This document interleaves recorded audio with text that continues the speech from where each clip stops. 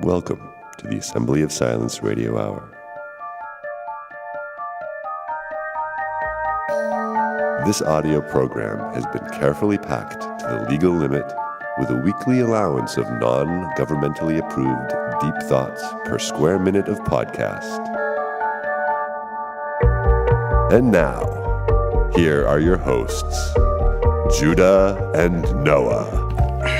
Yeah, the hardest thing about this is that it feels like we should be recording all the time. Like stream of consciousness recording. Because we say stuff and it's like, oh, that would have been good. Terrible. Yes, terrible. Exactly. That's what recording does to you. It does. It's the same thing when I was thinking about music all the time. You'd like play around on the guitar, like, oh, that was great. I better record that. And then you like set up the recording device and nothing comes. And it's just like, what was that again?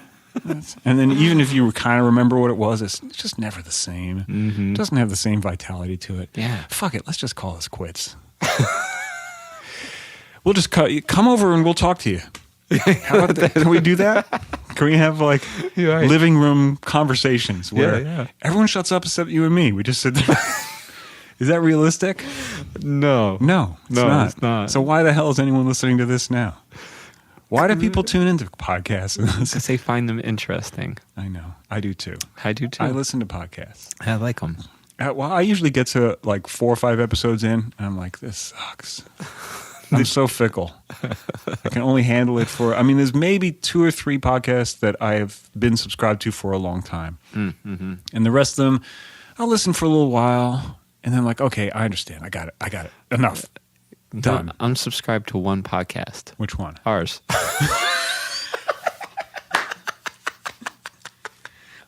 Me too. Yeah. It's pretty good. It's awesome. I really enjoy it. All right. There's some funny shit in there. How much more can we milk out of this before we lose the entire audience? What are we going to talk about here? Wow, I think this is a perfect example, by the way, because I remember us saying, we should be talking about that in the podcast. I know. And then we turned the mic on, and I can't remember what it was. I believe we were talking about the difference in the way that you and I think. Oh, yeah. And that we have such radically different ways of thinking, that you're much more visually oriented, and you work with the bagua, with the trigrams, and you've got that mastered, and I look at that. Don't say that. Well, okay, you don't have it mastered. On. Okay, but you're well versed. Let's say you're well versed with the bagua. I know what they look like. You know more I can see it in my head. You know more than that. I've sat with you long enough to know you know more than that. And that I look at that, and my eyes glaze over. Like I literally just glaze over. But I can read, and this is what baffles you, is that I can read some crazy thing from Rudolf Steiner, and that goes on for pages. Yeah. Many pages. Many. One paragraph. It can be 3 pages. It'll take me like, you've seen this because you've lent me books. So it'll take me like 3 weeks to read 3 pages. That's Steiner, not uncommon like with that. Steiner. And Rough going. Whereas for me, so you're saying that you actually think in words. I think in words. And I get images, but more than anything, I think in words. I definitely don't think in words. And that probably explains why I'm not very good at articulating what I can be good at articulating what I'm saying, but that was another thing that we were discussing, is that I have kind of a very incomplete way of expressing myself. I'll grab whatever happens to be lying on the table and sort of use that to illustrate a point based upon what I know is a common understanding. And I'm pretty terrible when it comes to explicating things. And I've been noticing that in listening to our podcast. I'm really not very good. Like I listen back and I think, really? Like that's how you decided to describe this? You couldn't have thought of, I could think of 100 better ways of doing it when I'm listening back. But at the moment, I'm just kind of grabbing whatever seems to be around. I'm not a very well-formatted kind of speaker. Well, I think it takes time, and it takes practice, and it takes time. I know for me, I've done a tremendous amount of public speaking, so I've had this opportunity to hone cultivating my thoughts. And even then I still struggle. Like, doing something like this is different than giving a talk. Right.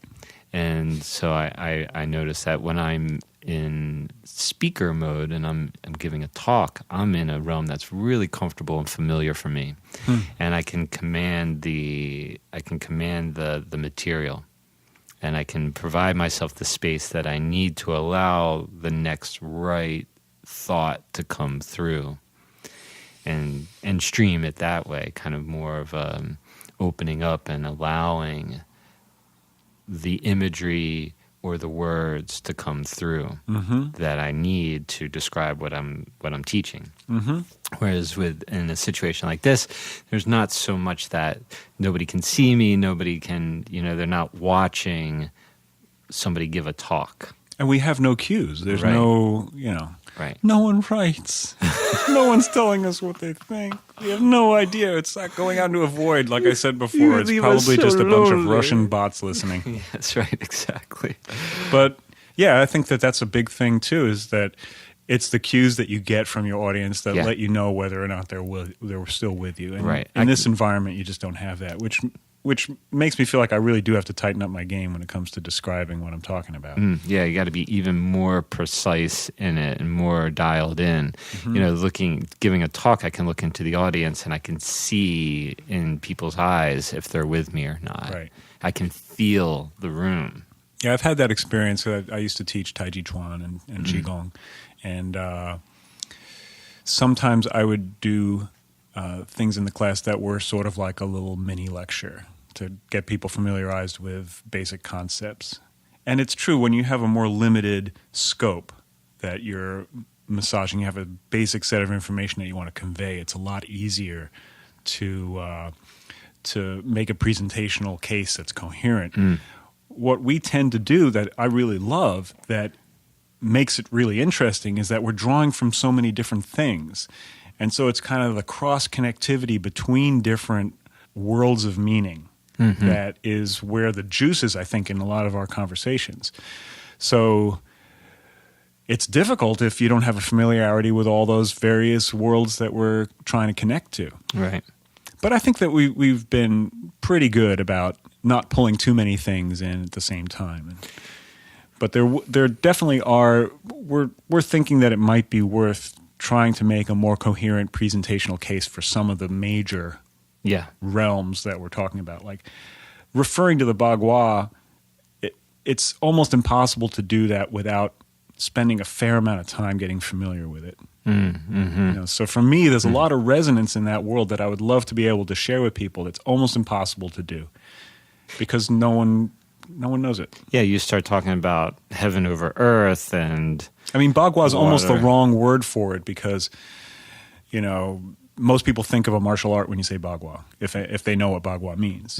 It's associated with martial art, but that's not what I'm talking about. It's I always think of the I trigrams. Ching. I always think of the I Ching. Well, I Ching is not the bagua. Right. See, that shows you how little I actually. So basically, the bagua are the arrangements of the trigrams, and the trigrams are what make up the hexagrams, which is what the I Ching is based on. So it's an integrated system, but it's not the same thing. Not the same thing. And then it's independent of the I Ching. It stands alone from the I Ching. I believe it does. I don't know. I mean, it's hard to know precisely. We don't know whether the bagua preceded the I Ching. We don't really know. We don't really know whether there was a system of meaning associated with the bagua that was entirely independent from the system of meaning that's now associated with the hexagrams of the I Ching. Those two systems are independent, but we don't know whether the system of meaning that definitely sprung up around the I Ching is something that is related to or completely separate from whatever system of meaning there may be within the bagua. Because the bagua systems of meaning there's many of them, right? And from my point of view, most of the ones that exist to this day that have like a kind of historical pedigree, they don't make any sense. But I think that there's a code in there, and there's enough information in the history of the meaning of these terms that all of these different systems agree upon, that we can come up with a coherent theory of what it's about.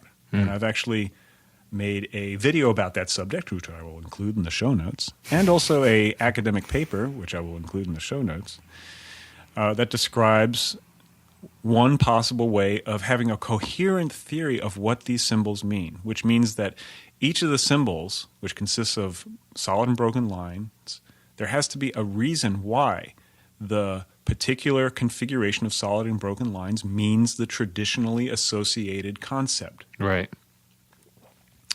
That's something that's absent from all the other systems of meaning. If you look at Feng Shui or if you look at the martial arts, they have an association of a variety of different techniques with each of the symbols of the trigrams. You say the simple question, why? Why does ward off correspond with heaven? 3 yang lines? No one knows. As far as I can tell, there's just no effort to make that. I think you can make a case for it, but it's not part of the system. Like you would think that, okay, if you have a symbol, there's a reason why that symbol represents something. With a word, maybe not so much. And this is an interesting thing when it comes down to the way of thinking. Right. Right? Right. With a word, supposedly, it's pretty arbitrary that there's an association of a particular term or sound with some, whatever it represents, whether it's an idea or a thing, right? But with a symbol, like for instance, the cross has a lot of symbolic representation. Mm-hmm. You know, the resonance, everyone knows what that symbol means, and it operates on many different levels. It would be very weird to have a symbol representing all those things that had nothing to do with it. Like if it was just a geometric, if it was a square, like if they had a square representing the crucifixion of Christ, that would be very weird. When you have a symbol that's so obviously a code, Right. it seems like, okay, what was the underlying thinking that brought about this symbolic system? That's what I'm really interested in that. It seems to me that the languages, or the language of symbolism, and we can look at alchemy as a classic one. Alchemy is a classic language of symbols.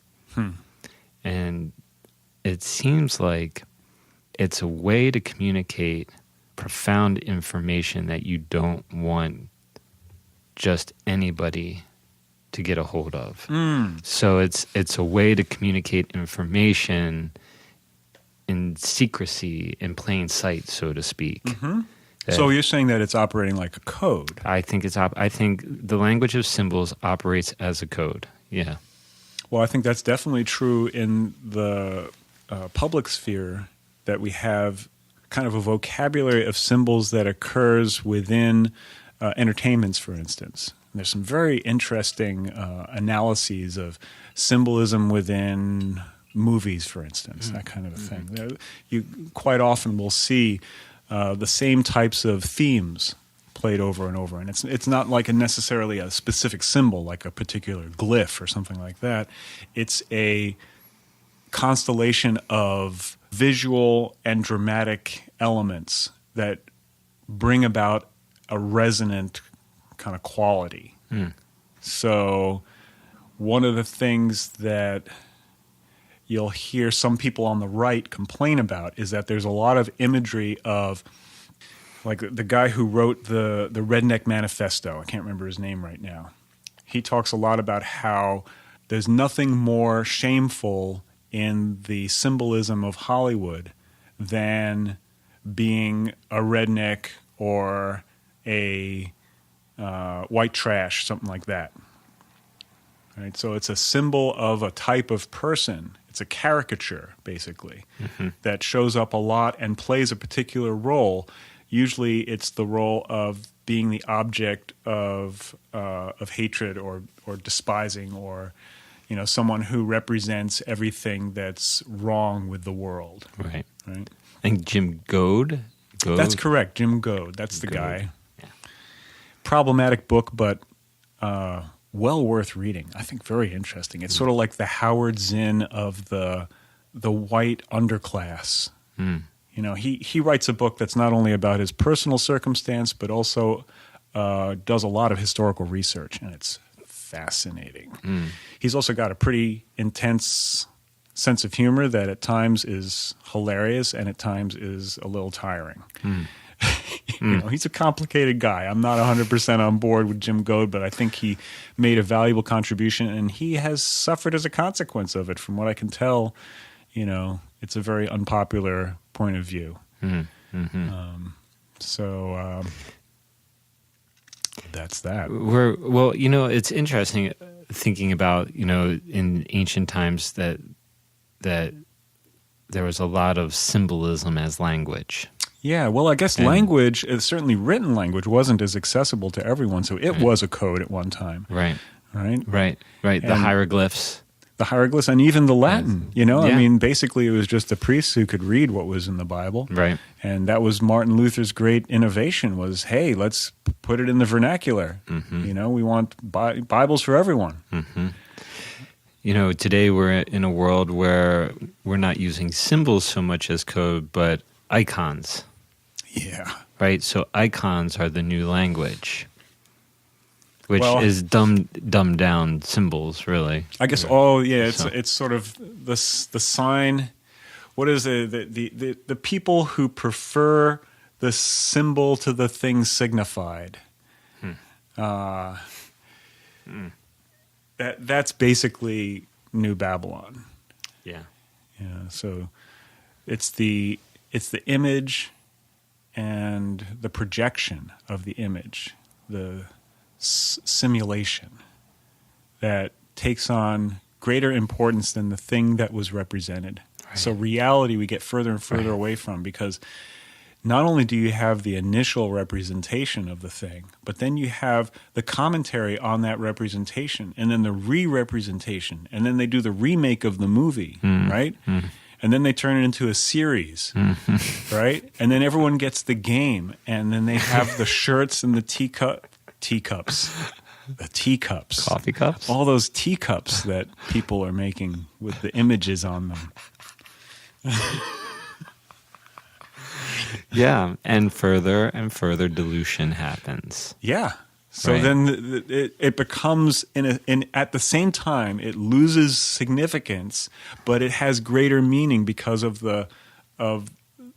it's like the poverty of the image takes even more cultural weight as people hang their lives on these things. Well, oh boy, what's coming up for me hearing where we're going here is that as things get more and more diluted, diluted and diluted, both really, and the more weight gets put on, on the slogan or the cup, that coffee cup, or the shirt with the cross on it now, like Jesus died for my sins, and has no care for like who Christ really was and what he was really doing. Oh, right? Man, that's such a thorn. That's such a thicket that you just opened up. I know, there. I did. I understand. Where I'm going with this is that it holds more and more weight for the. Oh boy, this is going to sound so bad. For the more and more simple-minded. It holds more and more weight for the people who can't there ain't nothing wrong with simple-minded, man. I'm not saying there is. That's how I know this sounds bad, but just hear me out through this, everybody, is that when you have, like, when you say you have something so profound as the crucifixion of Christ and what it really signifies. Right. And you have somebody who's really spiritually adept, has spent many hours in meditation and contemplative prayer and, really plunging into the depths of that world. There's such a deep, rich meaning there for that person. But that takes a lot of work and activity and not something that everyone's going to be able to do. Right. But whether they would want to right. or not, it's right. not for everyone. Right. But turn it into a coffee mug, a T-shirt, a tattoo, a slogan, and all of a sudden, Jesus died for my sins, cross. Now anyone can wear that, and then it becomes really like, boy, that's about as much of it as they can grok, and it holds tremendous weight for them. Well, I think there's, like most things, there's kind of two sides to this story, and the double-edged sword is not only cutting into the richness of the meaning of the, because the thing is that the richness of the meaning is something that's very personal. Yeah. What did you just get? I just got that the more and more it loses its inherent meaning, the more meaning it gains in other. Yeah, that's what I was saying before. Yeah. But part of that is unavoidable in a certain sense. It's like things play themselves out. It's like when you have a realization, right? If it's a truly profound realization, at the moment it occurs, you're going to feel like nothing you've ever experienced before. Mm-hmm. It's something that just transforms. You are in a different place. Something has occurred. And that moment is unlike anything else, right? It's gone pretty much as soon as you notice it, right? And you're lucky to be able to remember it, and if you can cherish it and hold it as some little kind of light, it starts as an explosion, right? As like a burst. And then if you're lucky, you can carry a little bit of it with you. Right. But it's always going to be, as other experiences occur, it's always going to kind of get whittled down. But if it was a truly important thing, you're going to carry it with you in one way or another, right? Although as time goes on, you're going to be further and further from that inspirational moment. And that is just the way these things are, right? Mm-hmm. So that same thing happens culturally. But that moment, it gets further and further away, but the impact that it has on you actually can deepen. Well, yes, that's right. You're carrying it with you. With more experience, too, right? You're carrying it with you. Right. You picked it up, you took it, it happened. You picked it up, you turned it over a few times, and you took it home with you. Right. Right? Right. So now it's going to be deep inside of you, but it's not going to have the initial impact. Right. Right? This is why I very rarely even try and describe to people spiritual experiences that I have. Yeah, I pretty much never do. No, because they're not translatable, and it had meaning for me. Right. It had meaning for me, and if I try to describe that meaning to somebody else, it falls flat. Yeah, I don't even really remember what most of them were. Yeah. And yeah, I feel like at a certain point, you carry something and it's in you and it's part of you, and you can't really know it any better than you would know exactly who you are. Do you know what I mean? Mm-hmm. Like we're playing roles, right? And so we may have a storyline about what it is that we're doing, but we don't really know what roles we're playing, right? We don't know exactly what our place is. So we can only do the best with what we're given. That's really it. It's just we have experiences. They occur to us. We process them in one way or another, and we can only do the best with what we're given with that. God will sort out the rest. What it fundamentally means of significance, various people have different interpretations. Don't worry about any of that shit. Right. That's why one of the things I've been rolling around in my mind lately is it doesn't matter what I, quote, do in life as far as career or whatnot. It's just who am I as somebody who shows up in life. Right.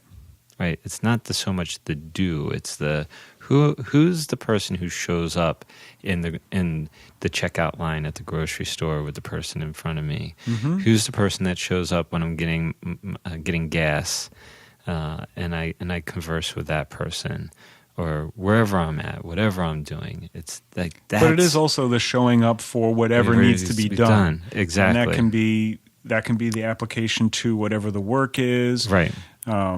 Right. But that's not the real identity. Right. That's not the real identity. Well, identity is a big problem these days. Yeah, I've been really. I don't know if you've ever read any of Ramana Maharshi before. I don't know who that is. Oh, I think you'd really appreciate Ramana Maharshi, but it's very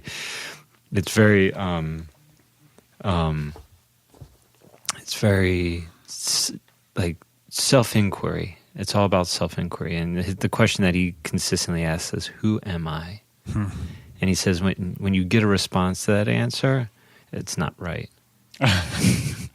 Who am I? And then something comes up, let that go, because that's not who you are. Who am I? And he says that question will end all questions, and in the end, that question will dissolve too. Who am I? That makes sense, although I don't know that it makes sense for everyone. No, I mean it's definitely a specific path, but there's a whole something called guided self-inquiry. It's kind of like a hypnosis method that's been built around it. But he was you could call him a self-realized individual from India in the early part of the 20th century. Yeah, really profound. Yeah, it's interesting. I was listening to someone talking about Baudrillard recently, who I guess had this theory about the transition of identity from some kind of common narrative, like a cultural or a civilizational narrative, to one that has to do with basically material objects. So, prior to the Industrial Revolution, it was the social networks and kind of national identities that would form sense of identity for most people. And in a post-World War II world where ever more international, globalized social connections were occurring, this transformed into essentially a materialist culture where people were hanging their identity on objects. So it probably means something somewhat different for people to say, who am I now, than it did 100 years ago. I think that the question, who am I, is something that only occurs at crisis moments in civilization. Yeah, I hear that. And I think that's normal. But I think it's a great question to ask anytime. I think it's a great question to ask, but I think that for some people it would be disorienting. Yeah, because it threatens the ego. Yes. But again, so coming back to this whole thing about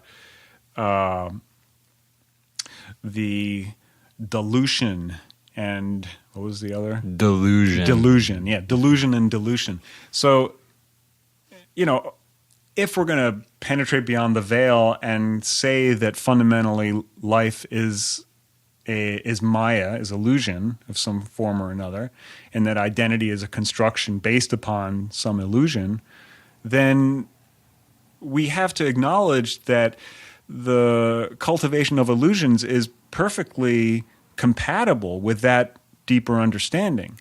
And so we have to be very compassionate towards the illusions that we all nurture in order to maintain some sense of identity that's probably false, but it's perfectly fine, and it's great to be fully involved in that identity, so we can't even say that it's false, because if Maya is the reality, then there is no real, right? So it's as real as it gets, which is basically just like fake it until you make it. Right? So, that fits in really nicely with the new age bullshit of like, make your own reality, just do it and it will be. And there's some truth to it. There is some truth. Yeah. And that's the thing. There is some truth. Truth to it. Yeah. Now, where is the truth part? Right.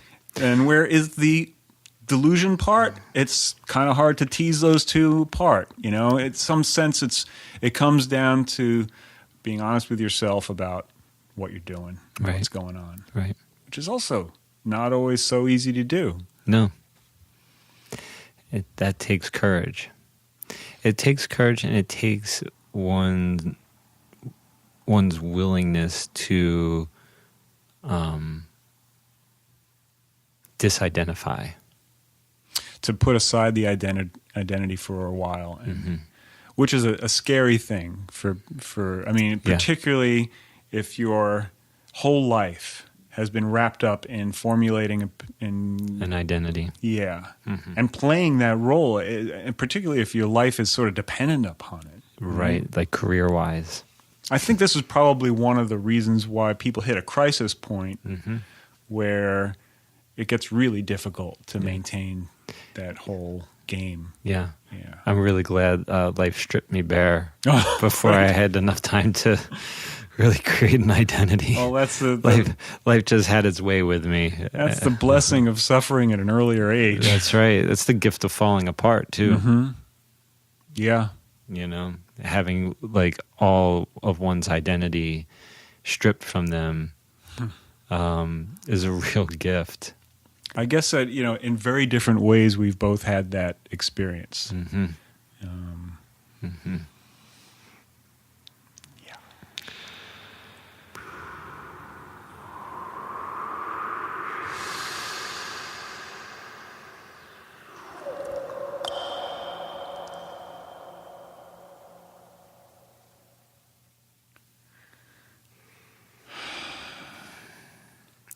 I think it's time to disidentify with this podcast Episode. This particular episode.